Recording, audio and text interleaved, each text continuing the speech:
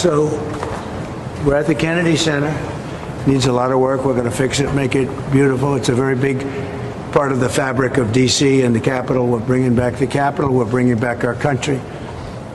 But while we're here, I thought it would be appropriate. We are tomorrow announcing and giving all of the Kennedy files. So people have been waiting for decades for this. And I've instructed my people that are responsible, lots of different people, put together by Tulsi Gabbard, and that's going to be released tomorrow.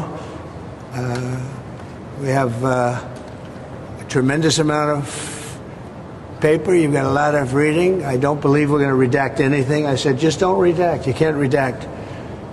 But we're going to be releasing the JFK files, and that would be tomorrow. Do you have anything else to add to that, Carolyn? So that's a big announcement. They've been waiting for that for decades. Then I said during the campaign I'd do it, and I'm a man of my word. So tomorrow you have the JFK files. What time will they be released? Tomorrow afternoon. Okay.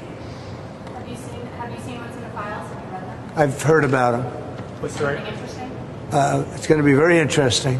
Was there an executive summary supplied to you, Mr. President? No, I'm not doing summaries. You'll write your own summaries. It's many pages. Is it 80,000 pages? Approximately 80,000 pages. So it's a lot of stuff. And you'll make your own determination. You have criticized President Biden for using AutoPen in the last few days. Have you yourself ever used AutoPen, sir? Yeah, only for very unimportant papers. And I don't call them unimportant. If you do letters where people write in and, they'd love to have a response, and we'll write responses, and I'll sign them whenever I can. But when I can't, I, would use an AutoPen. But to use them for what they've used them for is terrible. Yes, sir. And when you signed the CR, Who are you with? Sir, I'm with NBC News. Oh, that's the same one. I don't want to talk to NBC anymore. I think you're so discredited. Mr. President, Yeah. when most people think of the Kennedy Center, they think of the Kennedy Center Honors. It takes place in December every year. Is that something that you anticipate hosting at the White House? And what do you think that We're going to have honors. We're going to have, I think it's going to be a much bigger show than it has been in the past. It got tired, very boring, very radical left. Unless you were a radical left, it just seemed that nobody was chosen. There are a lot of people out there that can get the honors, and we're going to do it. I think we'll have a very big show. It's going to be a very big show. We have some surprises on that show, some big surprises, but I think it has a chance to be a very big show. That's a big part of the Kennedy Center, the honors that evening. And so I think you're going to be really surprised. I think it's going to get great ratings, actually. Mr. President, there's been some discussion about potentially meeting with Putin in your administration.